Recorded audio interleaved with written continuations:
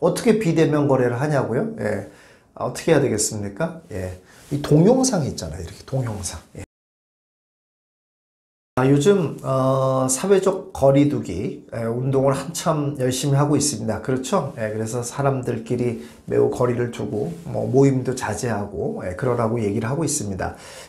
여러분들 적극 동참하셔야 되겠죠? 그래서 나 하나 잘 살기 위해서 그러는 게 아니라 남에게 더욱더 피해를 안 주기 위해서 열심히 동참을 해야 되겠습니다. 자, 그런데 부동산은 어떨까요? 부동산은 제가 이전 영상에도 얘기를 했습니다만은 비교적 영향을 덜 받는 파트이긴 해요. 그렇죠? 예, 아무래도 몰려다니는 일이 아니다 보니까 비교적 영향을 덜 받긴 합니다.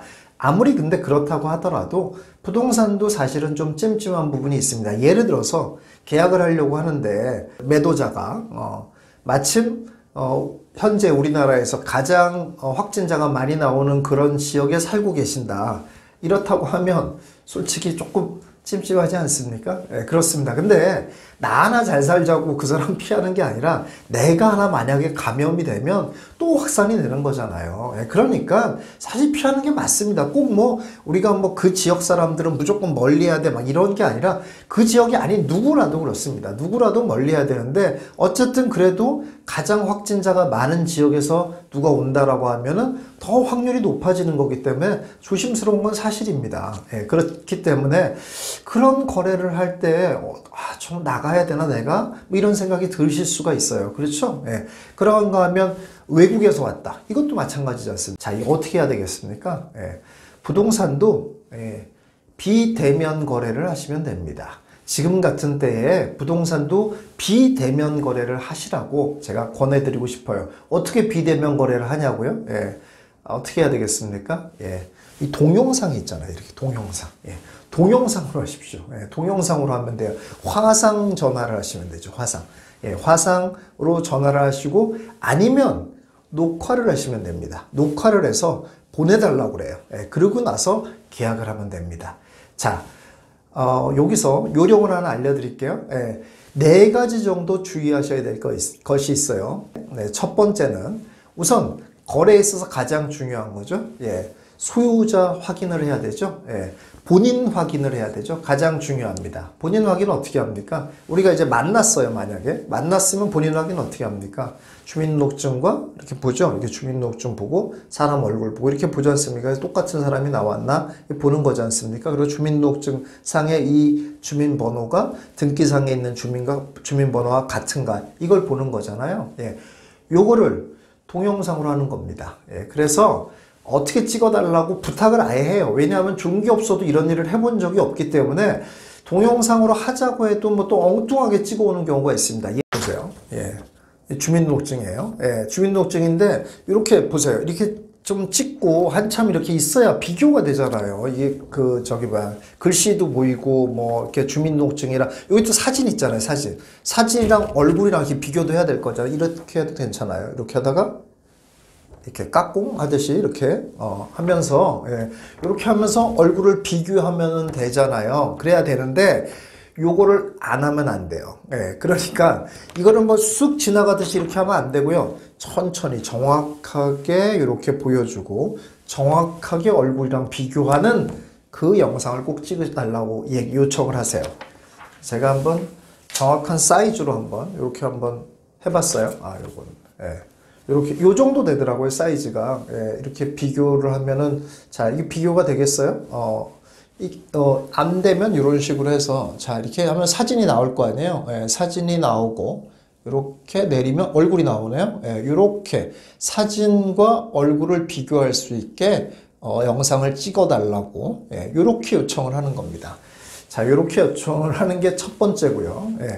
두 번째는 언제나 계약에서 중요한 거지만은 본인의 의사를 확인하는 게 매우 중요합니다. 본인의 의사와 내용. 이게 제일 중요하죠. 이럴 때는 제일 좋은 게 계약서를 들고 읽어달라고 하면 됩니다. 그 읽는 모습을 영상으로 찍는 거죠. 그러면 거기에 금액도 나올 테고 특약사항 이런 거 다 나올 거 아닙니까? 그런 걸 읽는 거예요. 이렇게 읽는 모습을 이렇게 찍는 거죠. 내가 이렇게 셀카로 찍는 것보다는 누가 찍어주는 게 좋겠죠.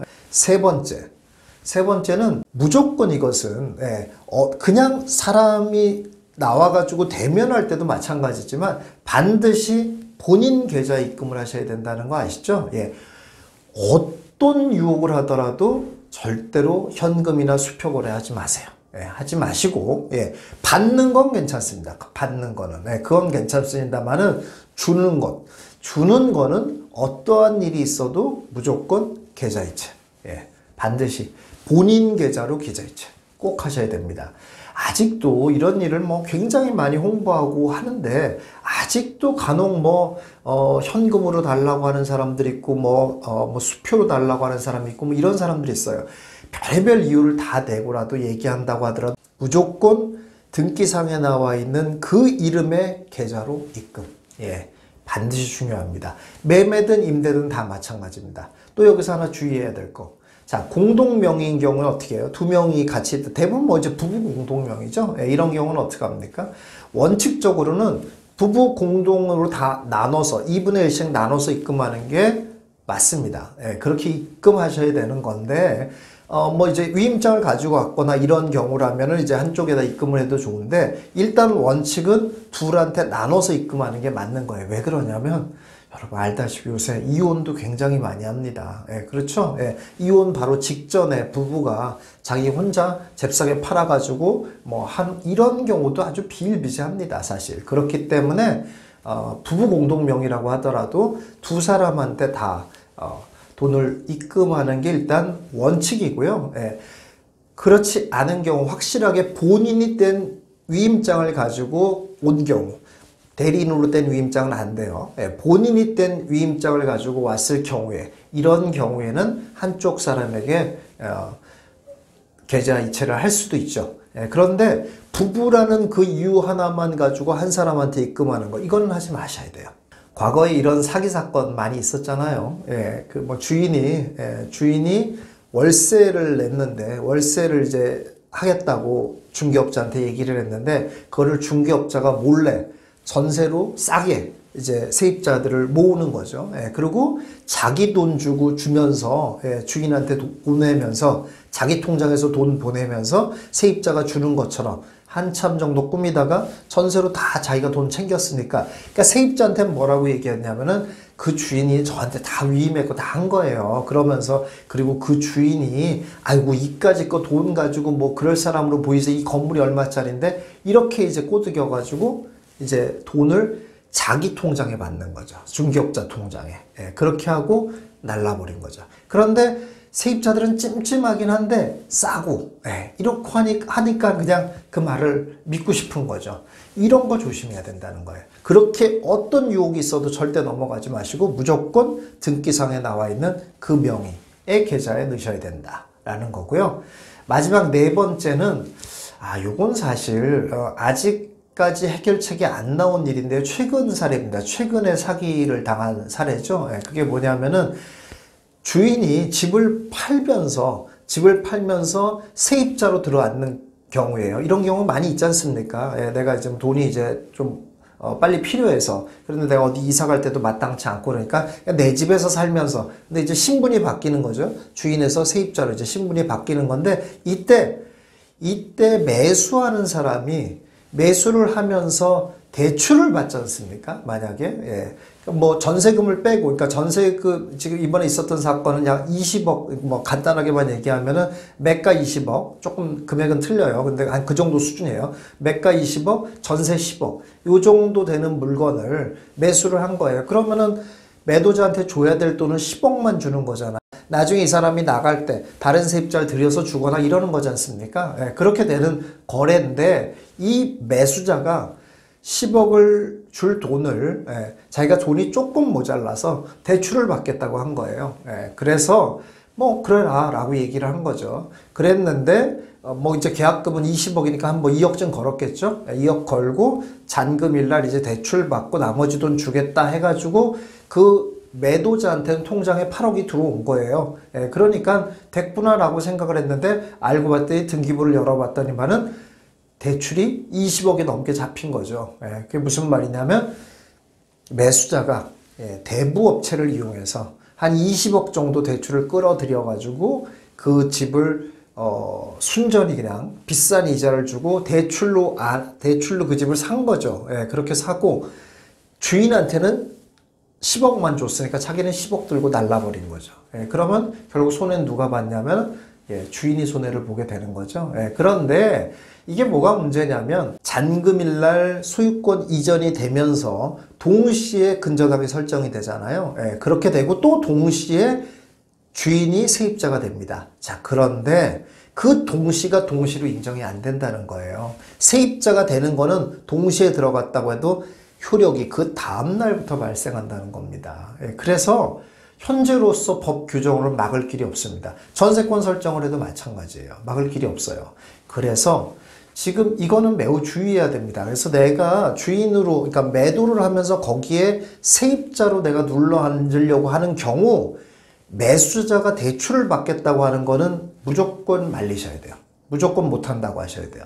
그 대출만 받았다 그러면은 나는 그 전세금 다 날릴 수도 있다라고 여러분들이 아셔야 됩니다. 심지어는 전세금이 크고 매매가와 차이가 안 나는 경우 있지 않습니까? 이런 경우는 진짜 자신의 재산을 거의 다 날리는 꼴까지 될 수가 있어요. 그래서 대출을 받는다는 걸 일단 무조건 못 받게 하셔야 되고요. 그런 거래는 하지 않으셔야 되고요. 그런 상황에서 비대면으로 만약에 거래를 한단 말이에요. 만약에 그러면 이제 뭐 매수자 뭐 보여주기만 하고 뭐 이렇게 할게요. 뭐 이런 식으로 할 거 아닙니까? 뭐 그러세요. 뭐 이렇게 이제 쉽게 넘겨서는 절대 안 되는 상황이다. 그런 얘기예요.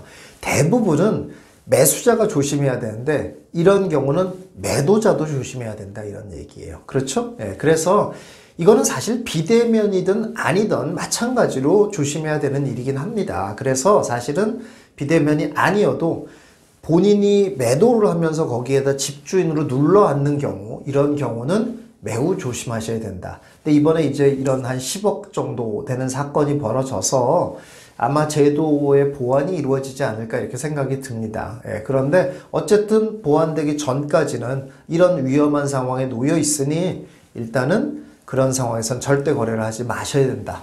이걸 여러분들이 꼭 명심하시기 바라겠습니다.